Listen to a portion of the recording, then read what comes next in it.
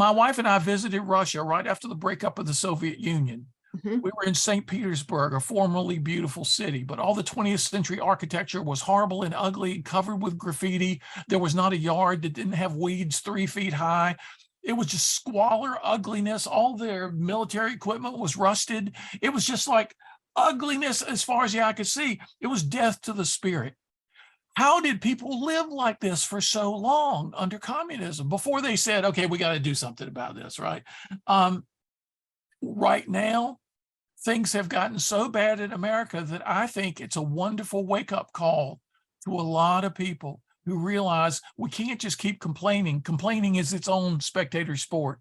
Right. We got to start doing something. And so that's why I wrote this book, The Everyday Patriot, because it surprises people to learn the book is about doing something. The small things that we can do where we are every day.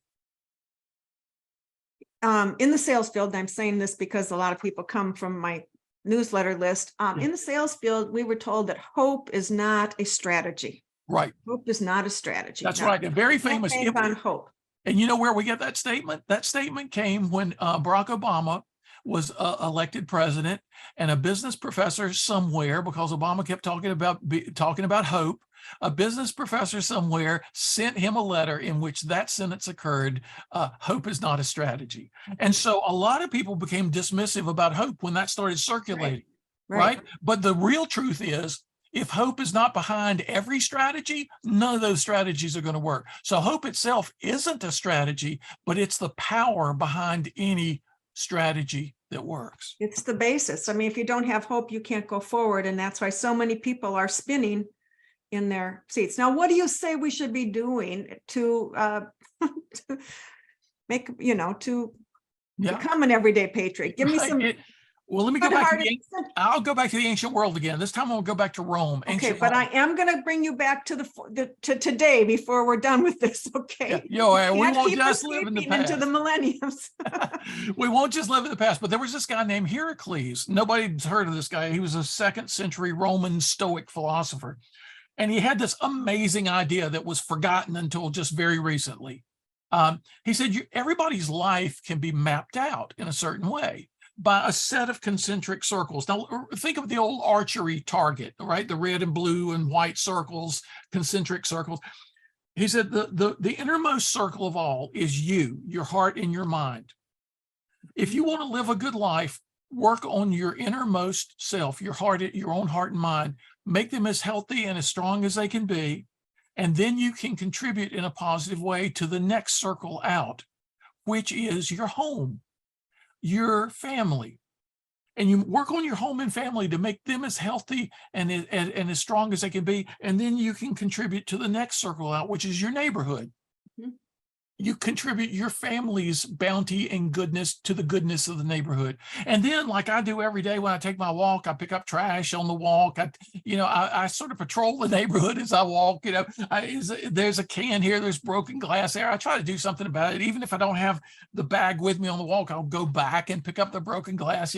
Make your neighborhood as good as it can be to contribute to the next circle out, which is the city, the town, the city, then the state, then the nation, then the world. Heracles had this idea. I call it, my philosophical word for it is contributory localism. You make a contribution to the next circle out, to contribute to the next circle out, to contribute to the next circle out. And pretty soon in these outer circles, when you're operating in these outer, let's imagine you're on a neighborhood committee or you're on the town council. Mm-hmm. Then you need to reach back into those innermost circles with support. The nation needs to reach back to the states and the towns and the neighborhoods with support. The neighborhoods, the towns, the states need to contribute to the nation, which needs to contribute to the world. So basically, Heracles' idea is this. These outermost circles, like the people in Afghanistan, the people in Vietnam, they're in our outer circles. Well, guess what? We're in their outer circles. That's right. Yeah. We should treat people in our outer circles as well as we can, like we treat people in our inner circles, because we're somebody else's outer circle, you and I, and we're hoping that they'll treat us. So let's use the golden rule. Let's treat them the way we would want to be treated. And Heracles said, this is a beautiful image for how to start where you are right now. It's no big deal, right? Do something good in your neighborhood. Do something good for your friends, for your town.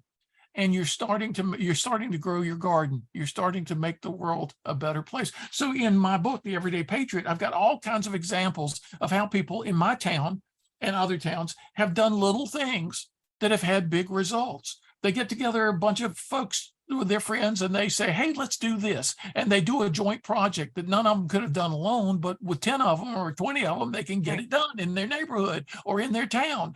And we're making the world a better place. That's what patriotism is supposed to be about. It's not supposed to be just saluting the flag or wearing a flag pin or, cooking hot dogs on the 4th of July. It's not about the symbols. There are symbols of patriotism, and then there's the heart of patriotism. The heart of patriotism is what Heracles was talking about, making your difference where you are for the good of all. It seems to me that I have two thoughts on that. Number one, time.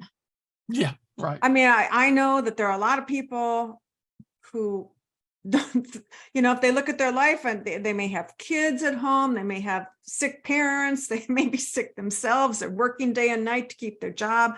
Yeah. What do we do with people who say, I don't have the time to do any of that? Yeah. Well, my walk is going to be what it is every day, right? I take 1 or 2 25-minute walks a day, and I spend a little time on trying to make the neighborhood a better place, right?